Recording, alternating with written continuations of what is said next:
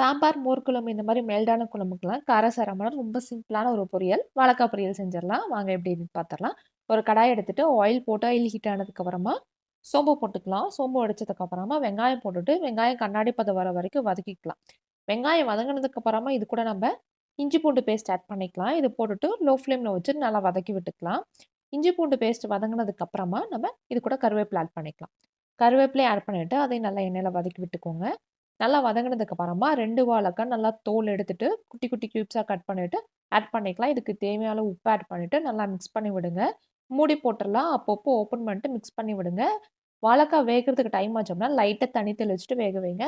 நல்லா குக் ஆனதுக்கு அப்புறமா, இதுக்கு தேவையான அளவு காரம், அதாவது மிளகாத்தூள் உங்களுக்கு தேவையான அளவு போட்டுக்கோங்க. அது கூட கரம் மசாலா டேஸ்ட்க்காக ஆட் பண்ணிட்டு, நல்லா மிக்ஸ் பண்ணிட்டு ராஸ்மல் போனதுக்கு அப்புறமா ஸ்டவ் ஆஃப் பண்ணிட்டு, சாம்பார் கூடவோ, மோர் குழம்பு கூடவோ வச்சு சாப்பிட்டு பாருங்க. அவ்ளோ சூப்பரா இருக்கும் இந்த வாழைக்காய் பொரியல்.